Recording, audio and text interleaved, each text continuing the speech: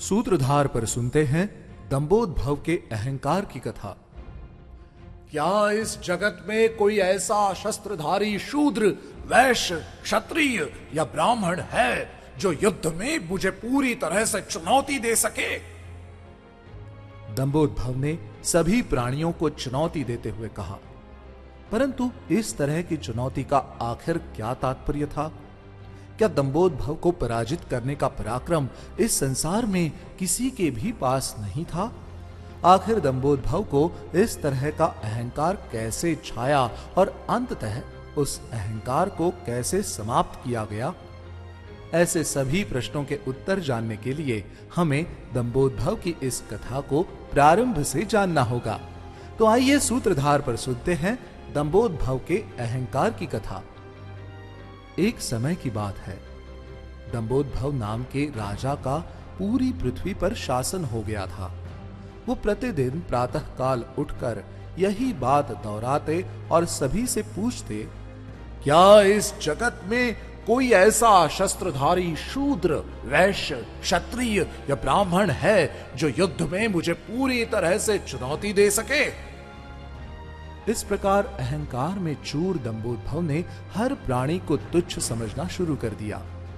वो अपने सामने आने वाले सभी प्राणियों को चुनौती देने लगे, परंतु किसी ने भी उनका सामना करने का साहस नहीं दिखाया, जिससे दंभोद्भव का अहंकार राहु का ग्रास बनकर ग्रहण की तरह होता चला गया।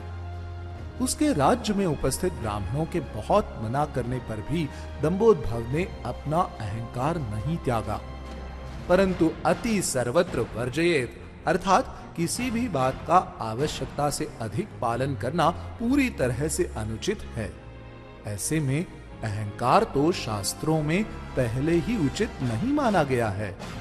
अहंकार से किसी के भी ज्ञान का हरण हो जाता है। इसी कारण दंभोद्भव भी अहंकारवश मूढ़मती हो गया था। उसके अहंकार ने उसकी इंद्रियों पर विजय प्राप्त कर ली थी, इसलिए वो मन, वचन और कर्म से अहंकार के वशीभूत हो चला था। एक दिन एक तपस्वी ब्राह्मण ने क्रोध में आकर दंभोद्भव से कहा, राजन, इस संसार में युद्ध कला में दो लोगों के समान तुम कभी नहीं हो पाओगे। जब दंभोद्भव ने उन दोनों प्राणियों के नाम जानने चाहे तो ब्राह्मण बोले, जगत में नर और नारायण नाम से जाने जाने वाले दो तपस्वी भूलोक पर आए हैं। यदि तुम्हारा अहंकार ही तुमसे यह कहता है कि युद्ध में तुम्हारे समान कोई नहीं, तो जाओ और उनसे जाकर युद्ध करो। तुम्हें स्वयं ही वास्तविकता का ज्ञान हो जाएगा। तुम्हें जिस कला का इतना अहंकार हुआ है, वो अहंकार उन दोनों तपस्वियों के समक्ष एक क्षण में ही धूल हो जाएगा। राजा दंभोद्भव को ये बात अपमानजनक लगी। उन्होंने तुरंत ही रथ, हाथी, घोड़े, पैदल, बैलगाड़ी और ऊंट जैसी 6 प्रकार की सेना तैयार की और गंधमादन पर्वत की ओर रवाना हो गए।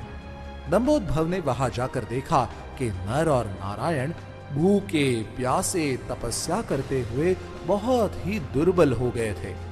उनकी हड्डियां और उनके शरीर की नसें साफ दिखाई देने लगी थी। ऐसा प्रतीत हो रहा था कि मानो सिर्फ उनका कंकाल ही शेष बचा हो। दंभोद्भव ने आदर सहित उन्हें प्रणाम किया, जिस पर नर और नारायण ने अपने अतिथि का सत्कार करने हेतु जल, फल इत्यादि का सेवन करने हेतु दंभोद्भव को निमंत्रण दिया। भोजन इत्यादि से निवृत्त होकर नर तथा नारायण ने दंभोद्भव के आने का कारण पूछा, जिसके उत्तर में दंभोद्भव ने उन्हें सारा वृत्तांत बताया और अतिथि सत्कार के रूप में उनसे युद्ध करने की कामना की। राजन, इस आश्रम में युद्ध इत्यादि का कोई स्थान नहीं है। इस संसार में अनेकों शूरवीर है, आप उनसे युद्ध कीजिए। अनेकों तरह से समझाने के बाद भी दंभोद्भव की मति नहीं मानी और वो लगातार नर नारायण को युद्ध के लिए ललकारता रहा। इस पर क्रोधित होकर नर ने मुट्ठी भर सींक लेकर दंभोद्भव से कहा, हे क्षत्रिय, तू अहंकारवश अगर युद्ध करना ही चाहता है तो अपनी सेना तैयार कर ले। मैं युद्ध का तेरा दंभ अभी दूर कर देता हूं। तत्पश्चात दंभोद्भव ने अपने सैनिकों समेत नर पर बाणों की वर्षा आरंभ कर दी, परंतु नर ने उन सभी बाणों को सीकों से ही बींध दिया।